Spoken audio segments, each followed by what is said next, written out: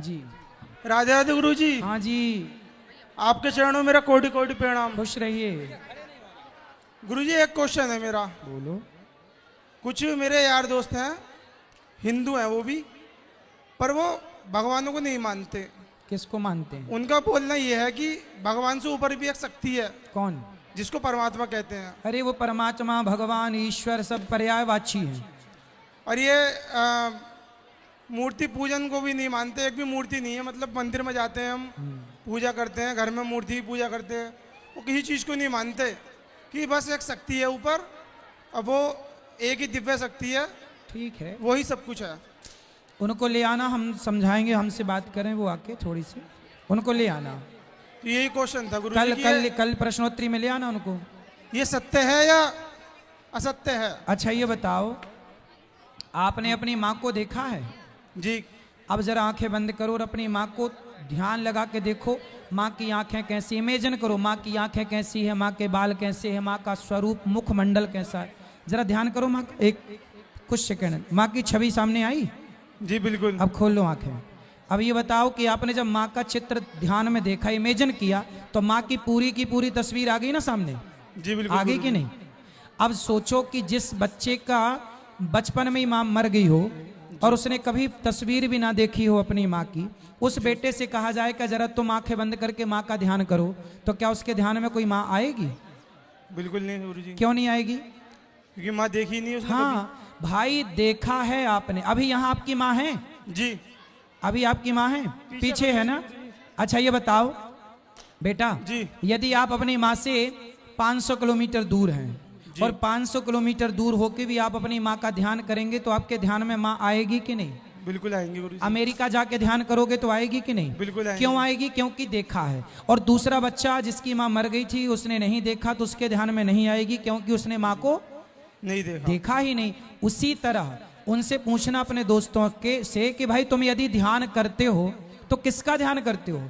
क्योंकि ध्यान जिसका करें उसको एक बार देखना तो चाहिए कि वो है कैसे। बिना देखे ध्यान कैसे आएगा?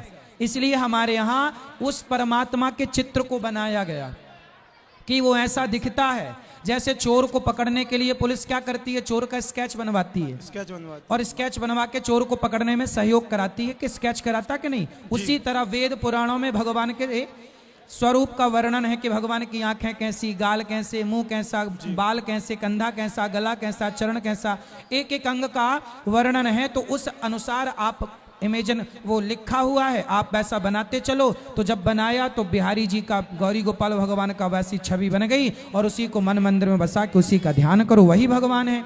भगवान को जिसने देखा है, देखो हमने चोर को नहीं देखा, लेकिन जिसने देखा है उसने चोर का स्केच बनवा दिया, तो चोर पकड़ा गया कि नहीं?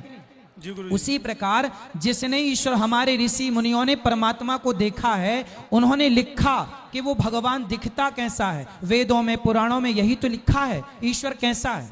तो जैसा लिखा है उसके अकॉर्डिंग मूर्तियां बनाई गई।